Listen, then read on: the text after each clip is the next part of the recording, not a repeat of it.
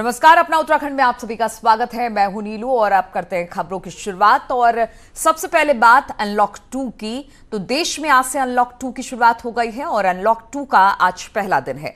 Unlock 2 में school, colleges, coaching संस्थान 31 जुलाई तक बंद रहेंगे और उसके बाद राज्यों के साथ विचार विमर्श के बाद ही इन्हें खोलने का फैसला किया जाएगा।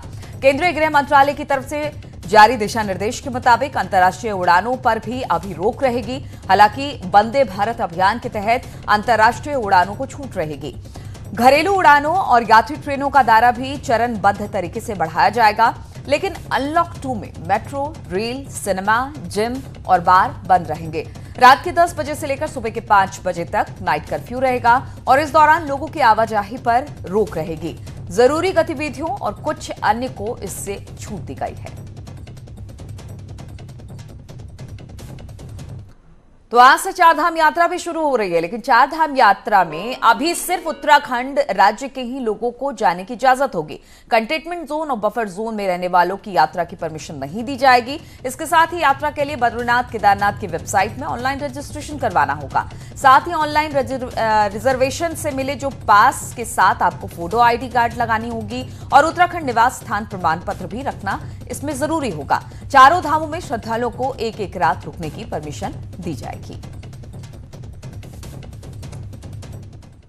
और 22 मार्च के बाद नैनीताल के धार्मिक स्थल आज से खुल गए हैं। नैनीताल में नैना देवी, कैची धाम, हनुमानगढ़ी समेत अन्य मंदिर, गुरुद्वारा और चर्च खोल दिए गए। हालांकि मस्जिद 4 जुलाई से खोली जाएगी। नैना देवी मंदिर खुलने के साथ लोग भी दर्शन पूजन के लिए सुबह से पहुंच रहे हैं। इस दौरान श्रद्धालुओं की थर्मल स्क्रीनिंग कर एंट्री कराई गई। साथ ही सैनिटाइजर के बाद हाथ धोने के बाद 6 फीट की दूरी का भी खासा ख्याल रखा गया मंदिर परिसर में। मंदिर में दर्शन के लिए लोग काफी खुश भी नजर आए, क्योंकि काफी दिनों के बाद मंदिर के कपाट खुले थे। और माँ को दर्शन करके भी ऐसा लगा कि जैसे हम कुछ बंधन में हैं, ऐसा तो महसूस हुआ, लेकिन मन को बहुत शांति पड़ी कि हमें माँ के दर्शन हुए। 3 महीने से तो सर बाहर से ही दर्शन हो रहे थे, पर आज अंदर आकर बहुत ही अच्छा लगा। माँ को देखने को मिला इतने दिनों बाद, हनुमान जी के दर्शन हुए और यहाँ पूरा सिस्टम देख के कि सैनिटाइजेशन है, थर्मल चेकिंग है, सोशल डिस्टेंसिंग के लिए गोले बने हुए हैं, ये भी अच्छा लगा जान के कि आप कोविड-19 से सुरक्षित हैं। 3 महीने बाद आखिरकार नैनीताल में धार्मिक स्थल खुल गए हैं। चाहे कैची धाम मंदिर हो, नैना देवी मंदिर हो या पाषाण देवी हो, सारे मंदिरों को आज से श्रद्धालुओं के लिए खोल दिया गया है। नैना देवी मंदिर है, देख सकते हैं कि उस तरफ जो श्रद्धालु हैं वो आ रहे हैं। थर्मल स्क्रीनिंग की जा रही है, उसके बाद सैनिटाइज किया जा रहा है। 6 फीट की दूरी का ख्याल रखते हुए उनको आगे बढ़ाया जा रहा है। इस तरफ मंदिर में जो मुख्य मंदिर है वहाँ पर लोग आ रहे हैं और पूजा कर रहे हैं। बाहर से अपने जो आराध्या है उसकी स्तुति करके वो वापस जा रहे हैं। लेकिन जिस तरह से केंद्र सरकार ने तमाम नियम बनाए हैं उनका फिलहाल यहाँ पर पालन किया जा रहा है। लेकिन नैनीताल में जो धार्मिक स्थल हैं उनको 3 महीने बाद हालांकि खोला गया है। जो मस्जिद है वो शनिवार से खुलेगी, लेकिन कहना गलत नहीं होगा कि आने वाले दिनों में जो लोग हैं उनको इन नियमों का पालन करना पड़ेगा ताकि जो मंदिर में उनको दर्शन मिल सकें। वीरेंद्र बिष्ट, न्यूज़ 18, नैनीताल। और राजधानी देहरादून में भी अब धार्मिक दर्शन स्थानों को खोल दिया गया है। हालांकि पहले दिन सुबह देहरादून के मंदिरों में भक्त कम ही नजर आए।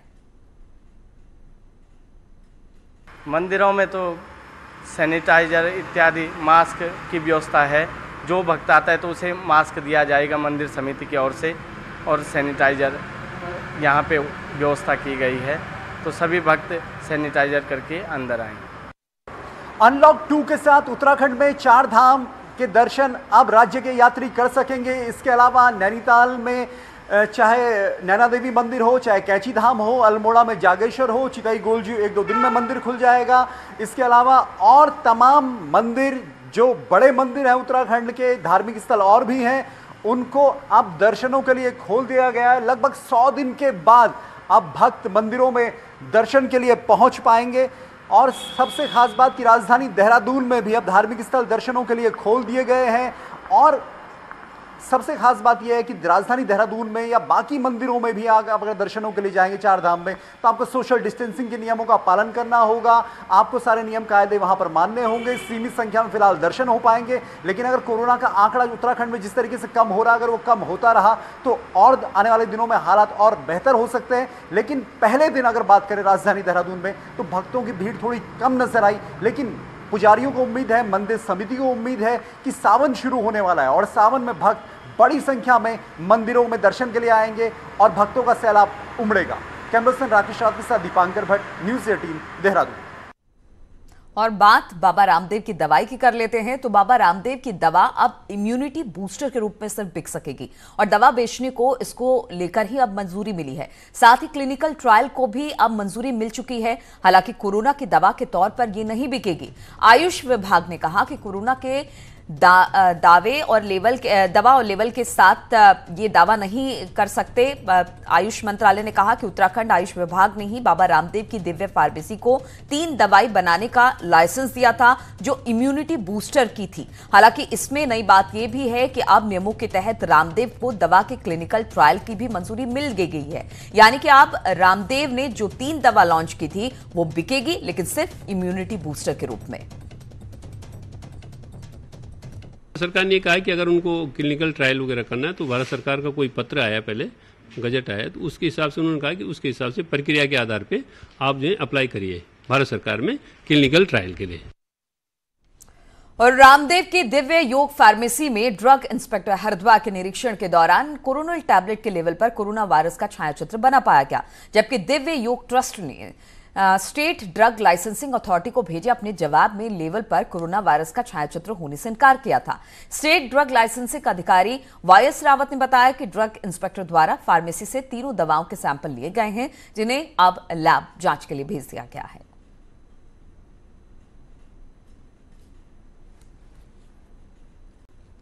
ड्रग इंस्पेक्टर कल वहाँ फैक्ट्री में गए थे इनकी, जिसके लिए हमने दिव्य फार्मेसी में, जिसमें हमने लाइसेंस दिया है, उन्होंने कल इंस्पेक्शन किया। इंस्पेक्शन में उन्होंने भी पाया है कि लेवल क्लेम पे कोरोना का चित्र बना हुआ टैबलेट कोरोनिल के लेवल क्लेम पे, कोरोनिल का जो टैबलेट है उसके क्लेम पे वो बाहर जो है कोरोना का चित्र बना हुआ है, जिसको उन्होंने भी उनको कह दिया है हटा दें, और वो रिपोर्ट मुझे भेज रहे हैं और हम भी उनकी रिपोर्ट का इंतजार कर रहे हैं। और कल हम उनको इस तरह का पत्र जारी कर देंगे कि उसको हटाते हुए आप अपना निर्माण करें।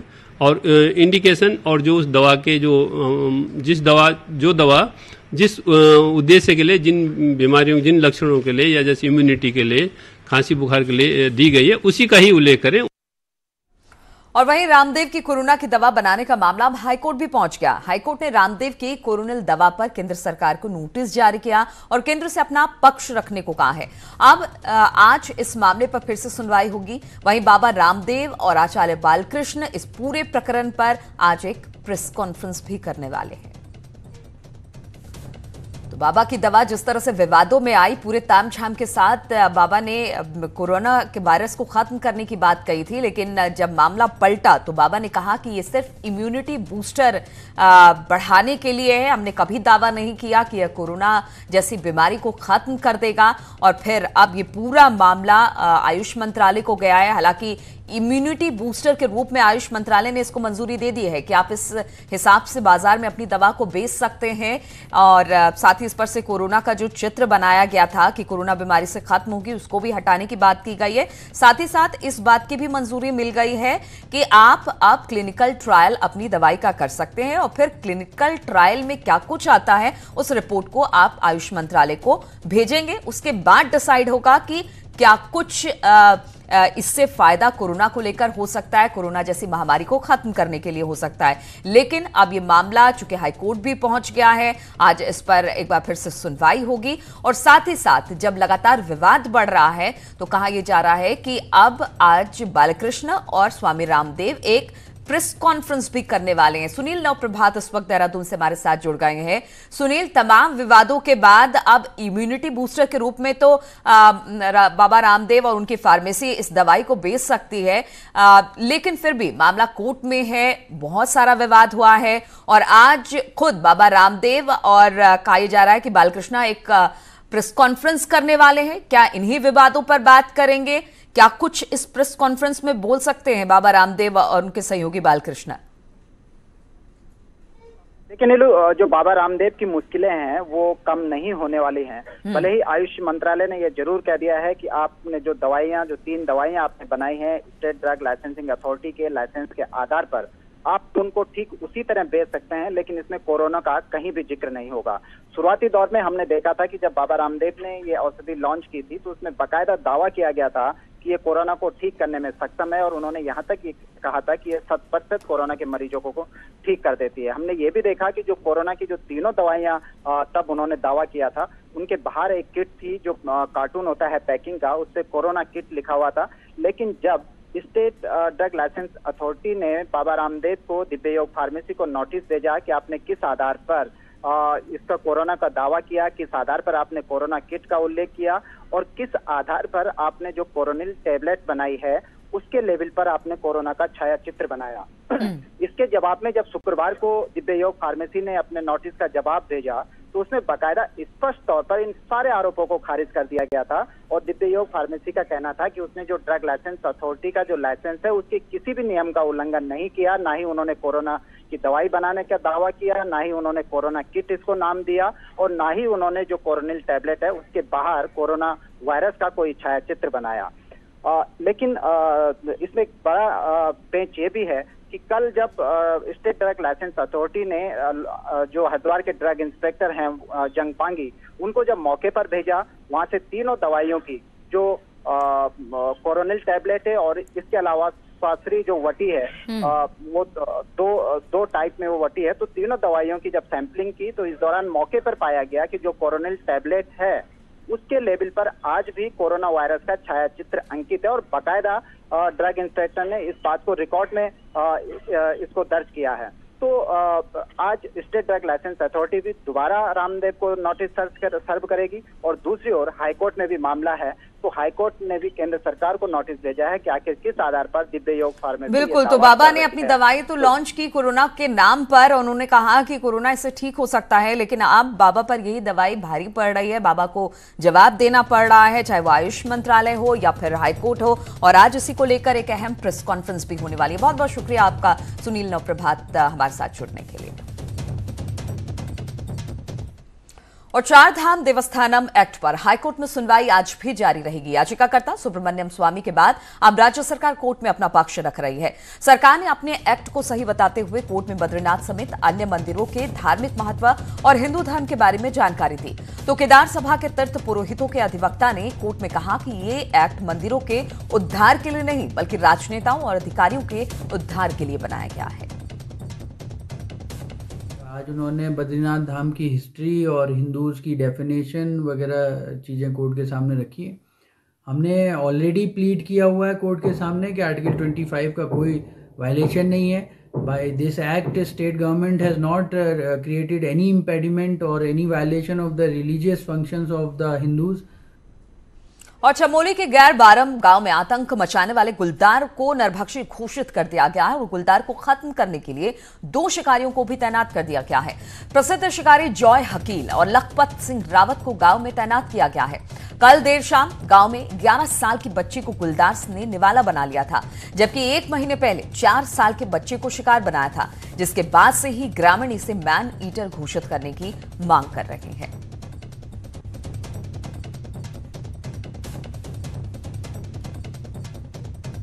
लखपत सिंह रावत जो है यहाँ पे शिकारी है, उनसे भी बात कर ली है, और जो पौड़ी में जो जॉय हैं उनसे भी बात कर ली कि आप आइए और इसको तत्काल शूट करने की कार्रवाई करेंगे।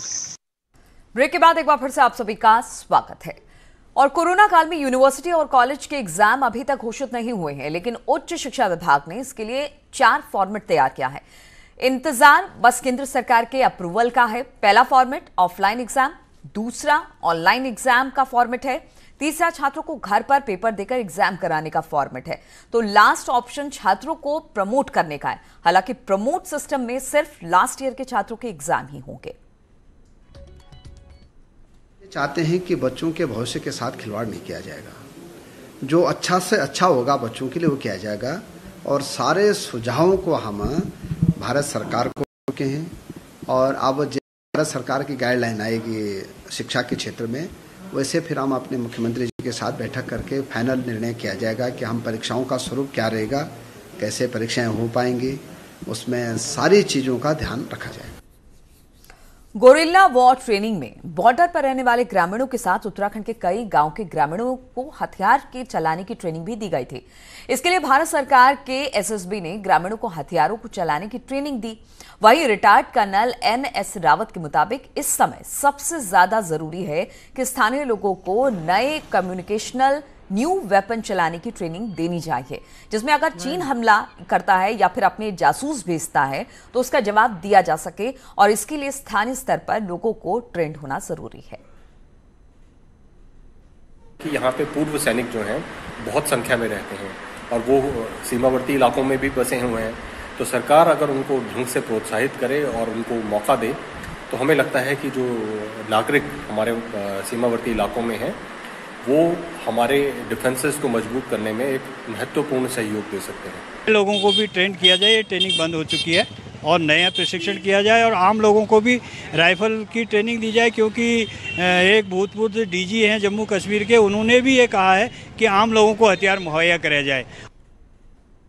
और गोल्डन बाबा का गुड़गांव के मेदांता अस्पताल में निधन हो गया है। वो पिछले 3 महीने से वेंटिलेटर पर थे। हरिद्वार की जूना अखाड़ी से उन्हें निष्कासित किया गया था। गोल्डन बाबा कई किलो सोना शरीर पर धारण करने के लिए चर्चा में थे, लेकिन खबर अब ये आ रही है कि गोल्डन बाबा की मौत हो गई है। काफी दिनों से बीमार चल रहे थे। गुड़गांव के मेदांता अस्पताल में उनका निधन हो गया है।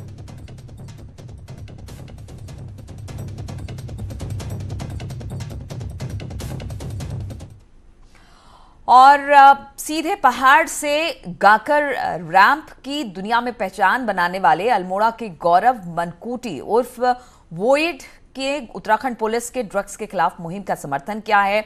वोइड ने रैप सॉन्ग गाकर युवाओं को ड्रग्स से दूर करने की अपील की है।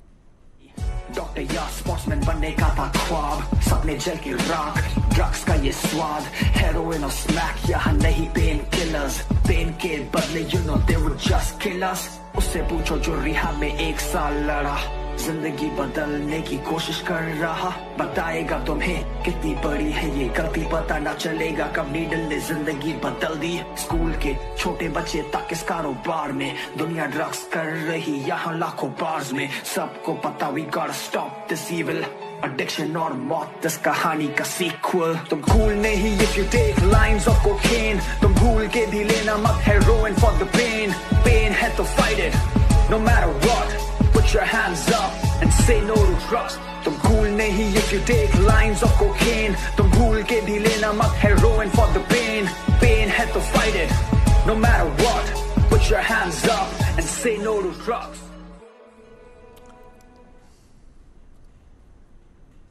और अब आपको मिलाते हैं टेहरी के प्रोफेशनल बॉडी बिल्डर से, जिनकी सोच लॉकडाउन के चलते बदल गई। अब वो वापस अपने गांव में आकर राज्य के युवाओं को ट्रेनिंग देना चाहते हैं।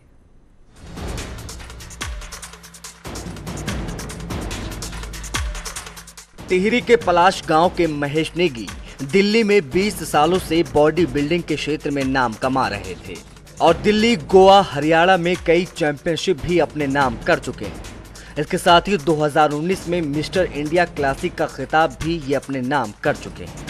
लेकिन कोरोना महामारी के चलते हुए लॉकडाउन ने इनकी जिंदगी बदल कर रख दी और अब वो परिवार के साथ गांव वापस लौट चुके हैं और यहाँ के युवाओं को ट्रेनिंग देना चाहते हैं। पिछले 3 मंथ से मैं लॉकडाउन की वजह से यहाँ पे अपने गांव आ चुका हूँ और मुझे क्योंकि फिटनेस में 20 साल हो गए हैं और मैं चाहता हूँ कि जो मैंने अपना 20 साल का जो कैरियर था मेरा बॉडी बिल्डिंग का और फिटनेस का, अपनी जितना भी मैंने हार्ड अर्न ये नॉलेज है ये मैं उनको दे सकूँ। तो यहाँ पे कई बच्चों को ये देखा कि ये लोग आजकल यहाँ पे नशा कर रहे हैं, तो मैं चाहती हूँ कि अगर मेरा बच्चे को अगर यहाँ पे सपोर्ट मिल जाता तो यहाँ पे कुछ बच्चे सुधर जाते। लॉकडाउन की वजह से लौट रहे प्रवासियों के लिए रोजगार एक बड़ी समस्या बन रही है। वहीं प्रशासन का कहना है कि यदि फिटनेस सेंटर खोला जाता है तो सरकार पूरी मदद करेगी।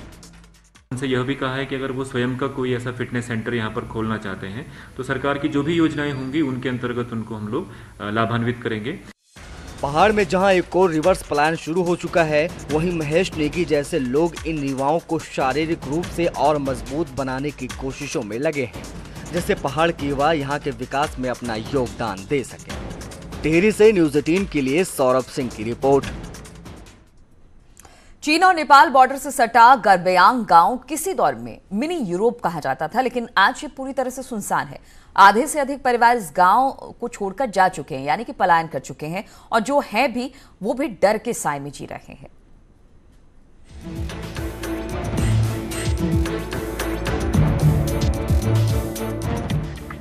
दस 10,000 फीट से ज्यादा की ऊंचाई पर बसे गर्बयांग गांव में बीते कई दशकों से लगातार भूधसाव हो रहा है। साल 1976 में यहाँ के आधे से ज्यादा परिवारों को सितारगंज शिफ्ट कर दिया गया। इस गांव में ना तो संचार के साधन हैं और ना ही बिजली, पानी, स्वास्थ्य सेवाओं का कोई ठिकाना है। लिपुलेख तक सड़क बनने के बाद ये इलाका पहली बार सड़क से जुड़ा है। हालांकि संचार के लिए यहाँ के लोग आज भी नेपाल पर निर्भर हैं और एक कॉल करने के लिए इन्हें 6 किलोमीटर का सफर करके चियालेख पहुँचना पड़ता है। दिक्कत तो बहुत है यहाँ पे। 1976 में भूस्खलन हुई थी, उस समय धस गई थी थोड़ी थोड़ी करके। फिर उसका पलायन हेलन हो ही रहा है और सरकार को इस और ध्यान देना चाहिए कि पलायन हेलन को रोके, यहाँ की विकास करे। फोन वोन का व्यवस्था नहीं है, ताकि लोग बाग फोन ऑन करे तो घर से तो काफी किलोमीटर दूर चल के आना पड़ता है। नेपाली नेटवर्क यूज किया जाता है। जहाँ चीनी हमले से पहले गर्बयांग गाँव आर्थिक तौर पर काफी संपन्न था। तिब्बत के साथ होने वाले व्यापार का गर्बयांग केंद्र बिंदु हुआ करता था। ब्रिटिश हुकूमत में इसे मिनी यूरोप का दर्जा भी हासिल था। साल 1991 में इंडो चाइना ट्रेड तो बहाल हो गया, लेकिन वो खुशहाली यहाँ नहीं आ सकी। लिपुलेख सड़क बनने के बाद ये उम्मीद जरूर जगी है कि यहाँ से पलायन कर चुके परिवार घर वापसी करेंगे। लोगों ने सोलर लाइट्स का व्यवस्था किया हुआ है। अभी जो रोड का निर्माण कार्य बीआरओ के माध्यम से किया जा रहा है, उसके बनने के उपरांत उसमें और भी सुविधाओं का हम लोग प्रयास करेंगे और वहाँ पर जो भूधसाव हो रहा है या जो कटाव हो रहा है, उसके लिए भी रोकथाम के लिए हम कार्रवाई करेंगे। इस गांव की सबसे बड़ी खासियत या दुर्भाग्य ये कहें कि ये गांव पूरा का पूरा खाली हो चुका है। इस गांव के सभी लोग पलायन कर चुके हैं। 1976 में इस गांव में भारी भूस्खलन हुआ था, जिसके बाद यहाँ के अधिकांश लोगों को सितारगंज में शिफ्ट किया गया था। विजयवर्धन उप्रेती, न्यूज़ 18, गर्बयांग, पिथौरागढ़।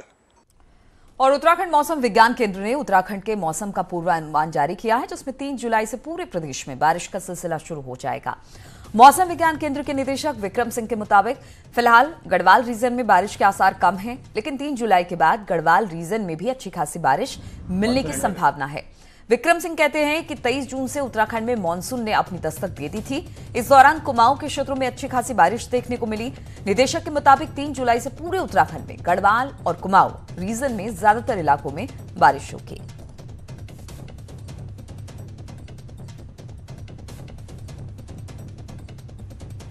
3 तारीख से आगे लेकिन आप देखेंगे कि जो आपकी एक्टिविटी है वो सही हो जाएगी और पूरे प्रदेश में फिर जो है जो रेन है ज़्यादातर जगहों में हल्की से मध्यम मिलेगी और साथ में जो हैवी रेन्स भी है 3 तारीख से मैं बोलूँगा कि जो है जो हमारे इधर देहरादून, टेहरी, इनको भी आप ले सकते हैं। इनमें भी हैवी की संभावना 3 तारीख को है। और कुमाऊं में एक और कोरोना टेस्टिंग लैब की शुरुआत हो चुकी है। नैनीताल जिले के मुक्तेश्वर में बने इंडियन वेटनरी रिसर्च इंस्टीट्यूट में अब कोरोना टेस्टिंग हो सकेगी। डीएम नैनीताल ने लैब की शुरुआत की है। अभी तक कुमाऊं में सिर्फ हल्द्वानी मेडिकल कॉलेज में ही कोरोना की टेस्टिंग की जा रही थी।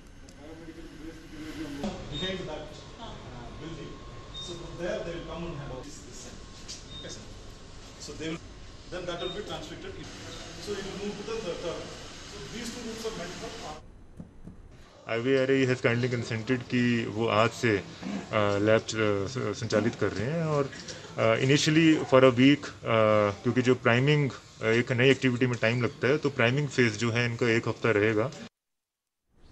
और नैनीताल के नैनी झील में लॉकडाउन के बाद से अभी तक नाव नहीं उतर पाई है, जिससे नाव संचालकों पर भी अब असर पड़ने लगा है और पर्यटकों में भी निराशा देखने को मिल रही है।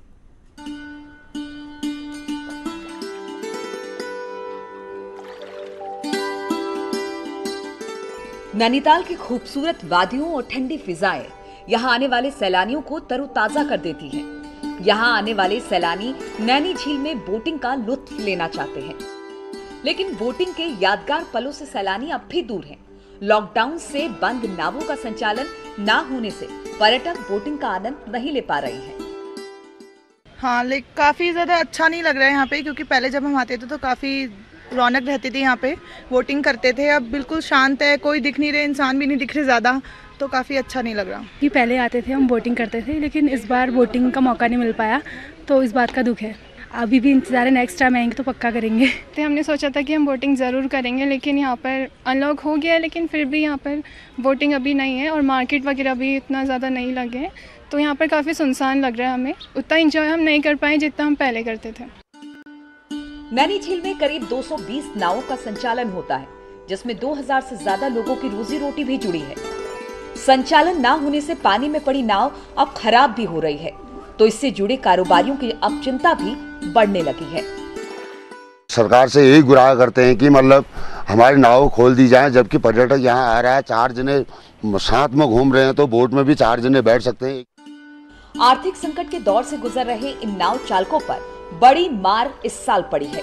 पर्यटन सीजन में नाव बंद पड़ी और संचालक अब सरकार से उम्मीद की बाट जोड़ रहे हैं। नैनीताल से न्यूज़ 18 के लिए वीरेंद्र बिष्ट की रिपोर्ट। तो अपना उत्तराखंड में फिलहाल इतना ही, रुकेंगे छोटे से ब्रेक के लिए, लेकिन ब्रेक के बाद भी लगातार यहाँ खबरों का सिलसिला जारी है।